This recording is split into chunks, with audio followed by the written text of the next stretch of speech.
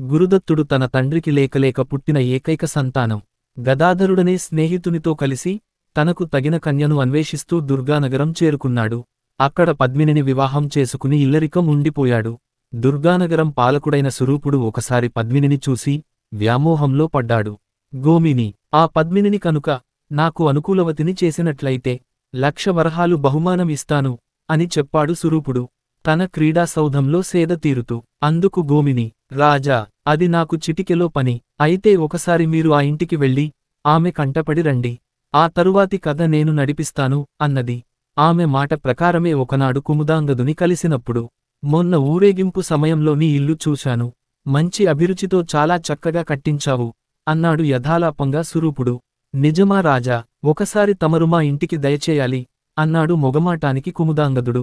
అయితే పద, చూద్దాం అంటూ అప్పటికప్పుడు బయల్దేరదీశాడు సురూపుడు. వాకిట్లోనే గురుదత్తుడు ఎదురయ్యాడు. ఇతను మా అల్లుడు అని పరిచయం చేశాడు కుముదాంగదుడు. కోటీశ్వరుడైన, విద్యలలో నిధి అయినా నా బలవంతం కొద్దీ ఇల్లరికానికి ఒప్పుకున్నాడు అని చెప్పాడు. ఇతన్ని కూడా రేపటినుంచి కొలువుకు తీసుకురా. నీతో పాటు ఏదో ఒక ఉద్యోగం చేసుకోవచ్చు అని చెప్పాడు సురూపుడు పద్మిని కోసం వెతుకుతూ. మహారాజు ఔదార్యానికి పొంగిపోయాడు కుముదాంగదుడు. చిత్తం మహారాజా అన్నాడు వినయంగా.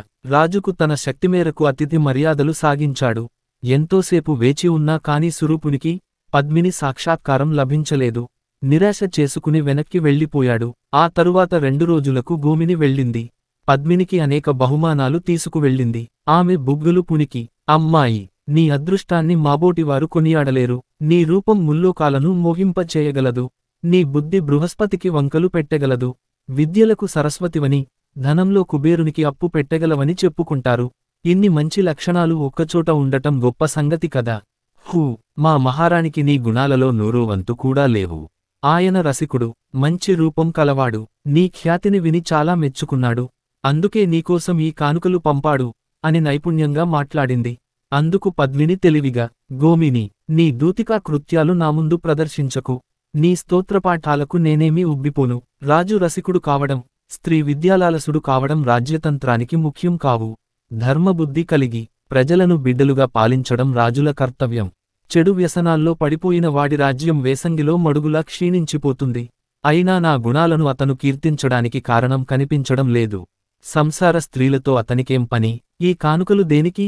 మరెప్పుడూ ఇలాంటివి మోసుకురావద్దు అని చివాట్లేసింది. గోమిని ఆ తరువాత కూడా చాలాసార్లు ఏదో ఒక నెపం పెట్టుకుని పద్మిని వద్దకు వెళ్తుండేది. మాటల మధ్యలో ఏదో ఒకరీతిగా రాజు ప్రస్తావన తెచ్చేది. పద్మిని చేత చివాట్లేయించుకుని, నీతులు చెప్పించుకుని అక్కడ్నుంచి బయటపడేది. రోజులు గడిచే కొద్దీ సురూపునికి విరహం హెచ్చుతున్నది. గోమిని తన ప్రయత్నాలలో సఫలం కాగలదనే నమ్మకం తగ్గింది. ఒకరోజున, గోమిని, ఇలాంటి స్త్రీలు సామంతో దారికి రారు. రేపు వెళ్ళినా కడపటి సందేశం వినిపించు. బుద్ధిగా రాజు చెప్పినట్లు వింటే తోటివారిలో గౌరవాన్ని పొంది సామ్రాజ్య సౌఖ్యం కూడా అనుభవించగలవు. లేదంటే నిన్ను బలాత్కారంగానైనా పరాభవింపకుండా పోడు. నీ భర్తను, తల్లిదండ్రులను చెరలో పెట్టిస్తాడు. నీ సంపదనంతా లాక్కుంటాడు. ఆ తరువాత నీకు దిక్కేమిటో ఆలోచించుకో అని నిర్భయంగా చెప్పిరా అని బోధించి పంపాడు. ఆ మాటలను పద్మికి చెప్పింది గోమిని. ఆ పిచ్చిమారాజు నిన్ను వరించాడు. నీకోసం నిద్రాహారాలు మాని కృశించిపోయాడు. రాత్రింబవళ్లు పరితపిస్తున్నాడు అని కూడా చెప్పింది. ఆ మాటలకు పద్మిని ఉలిక్కిపడింది.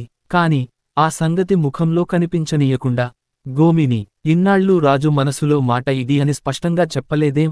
నువ్వు సందిగ్ధంగా చెబుతుంటే నేను అలాగే సమాధానమిచ్చాను. ఇప్పుడు నువ్వు బాహాటంగా చెప్పావు కనుక అంగీకరిస్తున్నాను అన్నది. గోమిని ముఖం చేటంతా అయింది. కాని ఎంతైనా మగనాలిని కదా. అసలే నా మగడు అనుమానం కలవాడు. ఎప్పుడూ ఇంట్లోనే ఉంటాడు.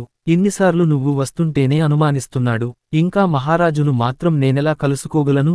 ఒక పని చెయ్యి, 4 రోజులాగిరా, మంచి ఉపాయం ఆలోచించి చెబుతాను అని అప్పటికి గోమినిని పంపేసింది పద్మిని. ఆమె యథాలాపంగా చెప్పినా కూడా ఆ మాటే నిజమైంది. గోమినితో పద్మిని చెప్పిన మాటల్లో కొన్ని గురుదత్తుడు విన్నాడు. ఆ రోజున రాజు తమ ఇంటికి రావడం, తరువాత తన దూతికను పంపుతుండటం అతని మనసులో అనుమానానికి బీజం వేసింది. ఈనాటి పద్మిని మాటలు ఆ అనుమానాన్ని ధృవపరిచాయి.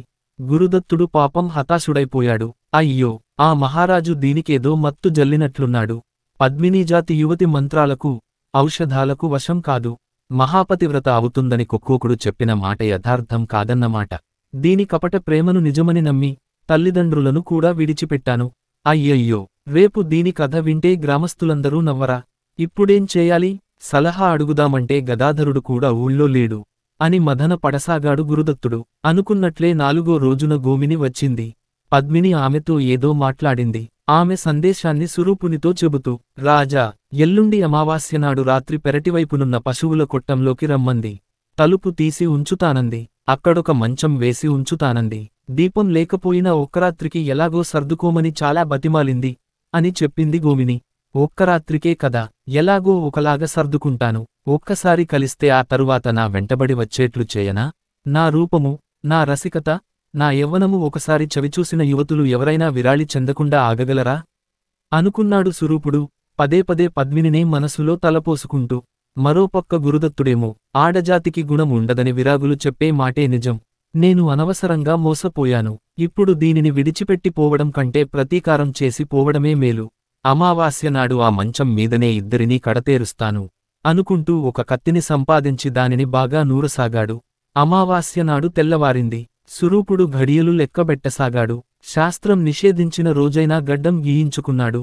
మీసాలు దిద్దించాడు. పన్నీట జలకమాడాడు. అద్దం చూసుకుంటూ, కనుబొమ్మలు ఎగరేసుకుంటూ అలంకరణ చేసుకోసాగాడు. సాయంత్రమైంది మొదలు అతన్ని నిలువరించడం గోమినికి కష్టమైపోయింది. దేవా, రాత్రి 12 గంటలు కొట్టిన తరువాతి నిమిషంలో అక్కడ ఉండాలి. ఈలోపుగా పోయిన ఆమె తలుపు తీయదు. మనమిప్పుడే వెళ్తే వీధిలో నిలబడాలి. ఎవరైనా చూస్తే అవమానం ఎదురవుతుంది. కొద్దిసేపు తాళుకో అని చెప్పింది.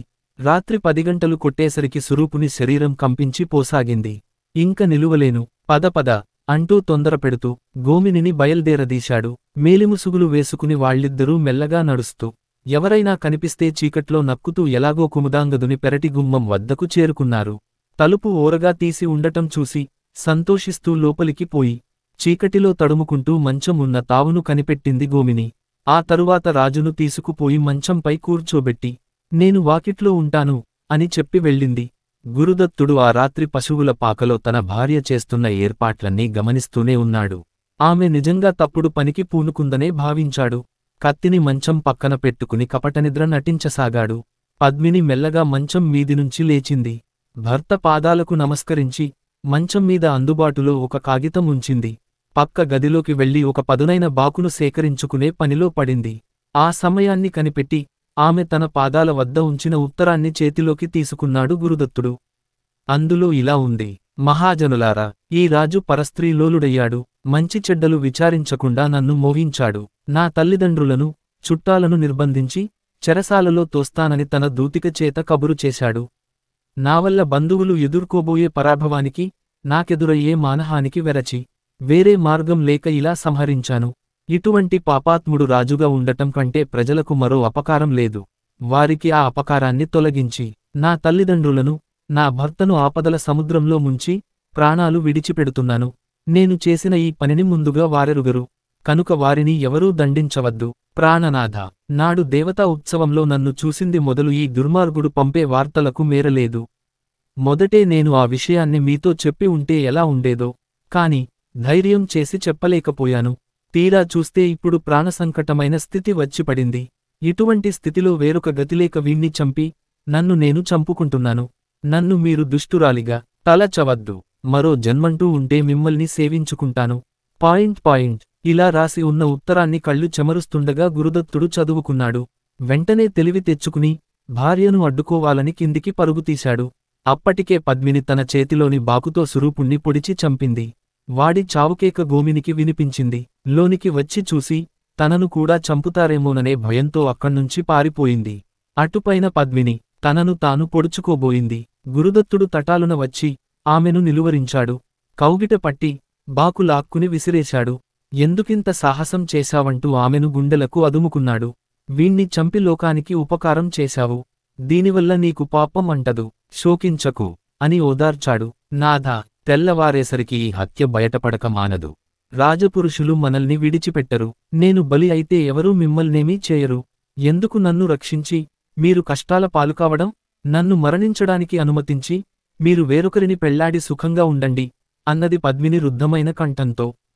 పిచ్చిదానా, నువ్వులేని సుఖం నాకెందుకు, భయం విడిచిపెట్టు, మనిద్దరం ఈ దేశాన్ని విడిచిపెట్టి పోదాం అని గురుదత్తుడు ఆమెకు కొన్ని ఉపాయాలు చెప్పాడు. చివరికి ఆమెను ఒప్పించాడు. ఆ దంపతులిద్దరూ సాయం పట్టి తమ ఇంటికి దూరంగా వీధిలోని పెంటకుప్పమీద రాజ్పీనుగును పారేశారు. తూర్పు తెల్లవారకముందే దుర్గానగరాన్ని విడిచిపెట్టి వెళ్ళిపోయారు.